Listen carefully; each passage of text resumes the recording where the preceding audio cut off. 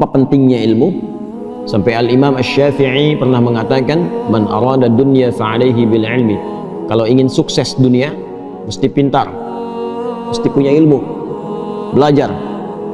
Ya, karena itu pembuka dalam Al-Quran, wahyu pembuka menggunakan kata iqra, baca. Baca itu gerbang pertama pengetahuan.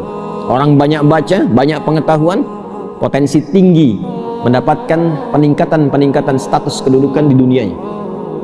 Makanya coba lihat ya, ukuran materi dunia pun itu ilmu melekat. S1, S2, S3, salary-nya beda kan? Ya, kehormatannya beda kan? Nah, jadi kalau ingin meningkat dunia, kata Imam Asy-Syafi'i, tingkatkan pengetahuan dan belajarnya sampai paham. Jangan cuma datang, duduk paling belakang, nggak nanya, ya, terus ujian minjem catatan teman sehari sebelumnya. Ya, sampai paham, sampai mengerti, sehingga jadi pakar di bidangnya. Jangan tanggung. Ya, fikih sekalian, kata Quran fikih sekalian. Quran surah 9 ayat 122. Insan beriman tuh kalau belajar, ya, dia pastikan apa yang dia pelajari paham, tidak keluar dari ruangan sampai dia mengerti apa yang dipelajari. Lihat tafaqahu fid din. Kemudian waman aradal akhirah fa'alaihi bil ilmi. Kalau menginginkan sukses akhirat pun, kata Imam Asy-Syafi'i, itu modalnya ilmu juga. Ilmu juga. Ya, bagaimana bisa salat kalau nggak ada ilmunya? Ya, bagaimana bisa zakat dengan benar kalau nggak tahu ilmunya? Kepada siapa dikeluarkan? Kalau nggak tahu ilmunya, nggak paham cara menunaikan salat, nggak tahu bilangannya, besok-besok nanti subuh 4 rakaat. Ya, kalau nggak tahu tentang ilmu akidah dengan benar, didoktrin orang, tiba-tiba tembak orang, bom orang, bunuh orang dengan cara yang tidak benar, alih-alih pengen ke surga, masuknya neraka jahanam, nggak keluar-keluar. Hati-hati. Wa may yaqtul mu'minan muta'ammida fajaza'uhu jahannam wa ghadiballahu 'alaihi khalidan fiha wa ghadiballahu 'alaihi wa la'anahu wa 'adda lahu 'adzaban 'azima. Siapa yang sengaja merencanakan pembunuhan dan korbannya ada satu orang beriman saja, satu saja, maka ancamannya, tuh ancamannya, pidana itu ancamannya, ya, neraka jahanam, kekal di dalamnya, nggak keluar-keluar. Allah murka kepadanya, Allah melaknatnya, dan dijanjikan sudah masuk jahanam, siksanya berlipat, kata Allah. Jahanam saja sudah nggak kebayang, dan siksanya berlipat. Tergambar ya tuh, ya, tergambar nggak tuh? Surah An-Nisa itu, ya, ayat 93 itu sampai dengan 94, itu merencanakan pembunuhan sengaja. Dan saya lihat sekarang itu kayaknya tidak meresap kepada jiwa-jiwa insan yang mengaku beriman. Hampir tiap hari kelihatan tuh, terdengar, terbaca peristiwa-peristiwa yang sampai saking mudahnya menghilangkan nyawa, padahal ancamannya tinggi. Ya. Bagaimana kalau bukan beriman? Faka'annama qatalan nasa jami'a. Hati-hati. Satu manusia pun itu di sisi Allah kalau sengaja itu terjadi, itu dosanya seakan membunuh semua manusia. Tinggi. Ya. Karena itu biasanya kalau ada satu pasal dalam undang-undang bahkan di kita itu yang ancamannya tinggi, berarti perbuatannya berbahaya. Ya. Coba lihat narkoba itu kan, terorisme dan macam-macam yang lainnya, ancaman pidananya tinggi kan, hukuman mati atau bahkan seumur hidup. Intinya ingin menunjukkan ada perbuatan yang sangat berbahaya, jangan dilakukan. Ya, nah itu sebetulnya sudah fitrah kehidupan. Al-Quran membawa fitrah yang sama, kenapa disoal? Ya, jadi ketika ada hukum misal semacam, kata Allah disampaikan, ini ya, daripada orang mencuri, potong tangannya. Kalau orang mau bunuh, pikir dulu, dikisos nanti dibunuh lagi, ancamannya hukuman mati. Pembunuhan, ya, ancamannya hukuman mati. Dikisos tuh hukuman mati ancamannya, ya, untuk pembunuhan. Kenapa mesti disoal? Kan sama saja dengan logika berpikir dalam konteks hukum manusia, ya, yang ditetapkan ini menunjukkan bahwa ada perbuatan yang sangat berbahaya, jangan dilakukan. Karena itu spirit Qurannya mengatakan, walakum fil qisasi hayatun ya ulil albab. Kalau Anda berpikir, bukan masalah menghukumnya, tapi di balik itu ada penjagaan terhadap maslahat kehidupan yang kalau diancam dengan ancaman yang tinggi cenderung memotong orang untuk berbuat yang salah. Jelas ya? Nah, itu ilmu. Karena itu saking tingginya ilmu, hal pertama yang diberikan kepada Adam alaihissalam sebelum turun ke bumi itu bukan harta, bukan kedudukan, tapi ilmu. Quran surah kedua ayat 31, wa 'allama Adamal asma'a kullaha. Dan Allah mengajarkan kepada Adam semua jenis potensi pengetahuan, semua jenis pengetahuan yang menjadikan ia mudah menjalani kehidupan di bumi. Semua diajarkan ilmu. Ya. Karena itu semua para nabi, rasul, karena bertugas membimbing umatnya di setiap eranya, dan Rasulullah SAW ditugaskan membimbing umat, dan risalahnya berlangsung abadi walaupun beliau wafat sampai akhir kehidupan, maka fitrah semua nabi mendapatkan ajaran langsung dari Allah. Diajarkan langsung. Nah, kita yang bukan nabi, yang bukan rasul, diminta belajar kurikulum nabawi itu yang membimbing kita lewat ilmu-ilmu itu untuk mudah menjalani kehidupan.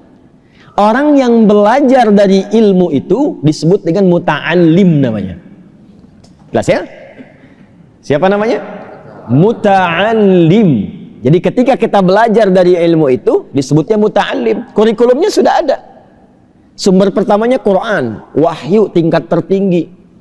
Orang bikin buku cari-cari begini, nulis belum tentu benar. Ini langsung dari Allah nih kurikulum hidup. Detailnya nanti di mana? Di penjelasan Nabi, di hadis. Hadis ini disampaikan lewat lisan, dipraktekkan lewat perilaku, dicontohkan lewat sikap, lewat sifat. Nanti diabadikan dalam perilaku. Ketika jadi perilaku disebut dengan sunnah. Disusun jadi kurikulum oleh para ulama hadis kita. Jadilah kitab. Kitab itu kurikulum hidup. Di cara ngaji itu begini, cara ngaji itu lihat peta kurikulumnya secara tematik tuh, disusun. Ya, yang sering sekali saya sampaikan, ada yang pokok, ada yang furu'. Yang pokok tuh kayak kita toharah, apapun Anda profesinya, mau pejabat, mau diplomat, birokrat, mau rakyat biasa, mau guru, pengajar, teknokrat, arsitek, tetap wudu kan? Ya, tetap sholat kan?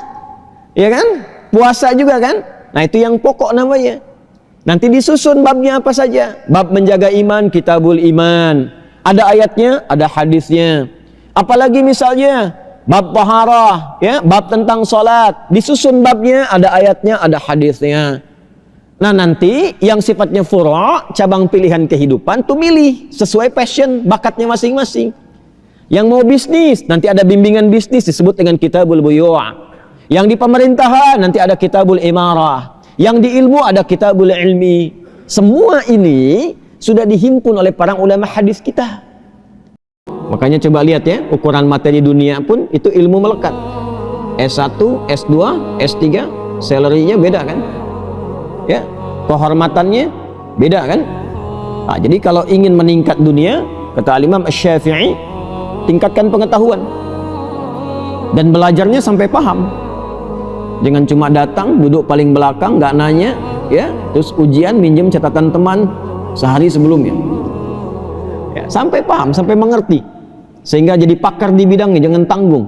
Ya, fikih sekalian, kata Quran fikih sekalian. Quran surah 9 ayat 122. Insan beriman tuh kalau belajar, ya, dia pastikan apa yang dia pelajari paham, tidak keluar dari ruangan sampai dia mengerti apa yang dipelajari.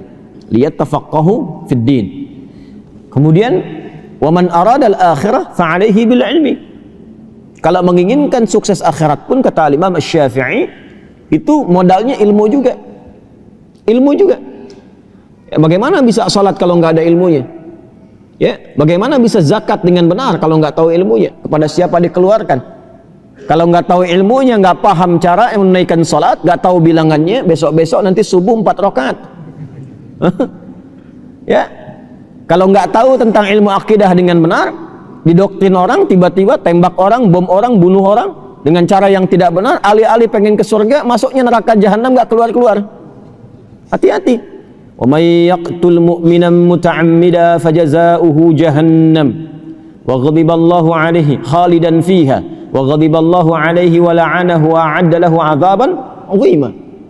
Siapa yang sengaja merencanakan pembunuhan dan korbannya ada satu orang beriman saja, satu saja, maka ancamannya, tuh, ancamannya Pidana itu ancamannya, ya, neraka jahanam, kekal di dalamnya, nggak keluar-keluar. Allah murka kepadanya, Allah melaknatnya, dan dijanjikan sudah masuk jahanam, siksanya berlipat, kata Allah. Jahanam saja sudah nggak kebayang, dan siksanya berlipat. Tuh, tergambar nggak tuh? Ya, tergambar nggak tuh?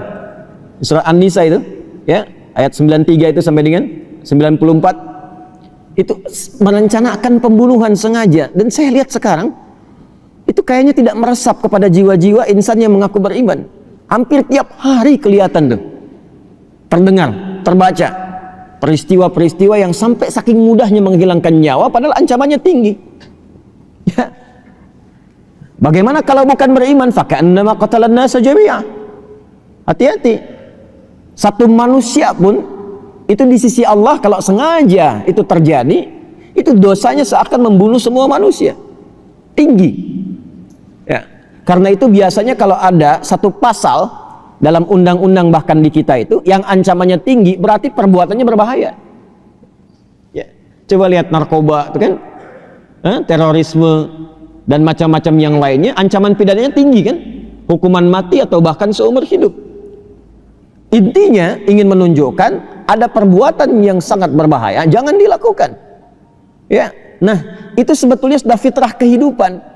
Al-Quran membawa fitrah yang sama, kenapa disoal? Ya, jadi ketika ada hukum misal semacam, kata Allah disampaikan, ini ya, daripada orang mencuri, potong tangannya. Kalau orang mau bunuh, pikir dulu, dikisos nanti dibunuh lagi, ancamannya hukuman mati. Pembunuhan, ya, ancamannya hukuman mati, dikisos tuh hukuman mati ancamannya. Ya, untuk pembunuhan. Kenapa mesti disoal? Kan sama saja dengan logika berpikir dalam konteks hukum manusia. Ya, yang ditetapkan ini menunjukkan bahwa ada perbuatan yang sangat berbahaya, jangan dilakukan. Karena itu spirit Quran yang mengatakan walakum fil qisasi hayatun ya ulil albab. Kalau Anda berpikir bukan masalah menghukumnya, tapi di balik itu ada penjagaan terhadap maslahat kehidupan yang kalau diancam dengan ancaman yang tinggi cenderung memotong orang untuk berbuat yang salah. Jelas ya? Nah, itu ilmu. Karena itu saking tingginya ilmu, hal pertama yang diberikan kepada Adam alaihissalam sebelum turun ke bumi itu bukan harta, bukan kedudukan, tapi ilmu. Quran surah kedua ayat 31. وَعَلَّمَ آدَمَ الْأَسْمَاءَ كُلَّهَا. Dan Allah mengajarkan kepada Adam semua jenis potensi pengetahuan, semua jenis pengetahuan yang menjadikan ia mudah menjalani kehidupan di bumi. Semua diajarkan ilmu. Ya. Karena itu semua para nabi, rasul, karena bertugas membimbing umatnya di setiap eranya, dan Rasulullah SAW ditugaskan membimbing umat dan risalahnya berlangsung abadi walaupun beliau wafat sampai akhir kehidupan, maka fitrah semua nabi mendapatkan ajaran langsung dari Allah, diajarkan langsung. Nah kita yang bukan nabi, yang bukan rasul, diminta belajar kurikulum nabawi itu yang membimbing kita lewat ilmu-ilmu itu untuk mudah menjalani kehidupan. Orang yang belajar dari ilmu itu disebut dengan muta'allim namanya. Jelas ya? Siapa namanya? Muta'allim. Jadi ketika kita belajar dari ilmu itu disebutnya muta'allim. Kurikulumnya sudah ada. Sumber pertamanya Quran, wahyu tingkat tertinggi. Orang bikin buku cari-cari begini, nulis belum tentu benar. Ini langsung dari Allah nih kurikulum hidup. Detailnya nanti di mana? Di penjelasan Nabi, di hadis. Hadis ini disampaikan lewat lisan, dipraktekkan lewat perilaku, dicontohkan lewat sikap, lewat sifat. Nanti diabadikan dalam perilaku. Ketika jadi perilaku disebut dengan sunnah. Disusun jadi kurikulum oleh para ulama hadis kita. Jadilah kitab. Kitab itu kurikulum hidup. Di cara ngaji itu begini, cara ngaji itu lihat peta kurikulumnya secara tematik tuh, disusun. Ya, yang sering sekali saya sampaikan, ada yang pokok, ada yang furu'. Yang pokok tuh kayak kita toharah, apapun Anda profesinya, mau pejabat, mau diplomat, birokrat, mau rakyat biasa, mau guru, pengajar, teknokrat, arsitek, tetap wudu kan?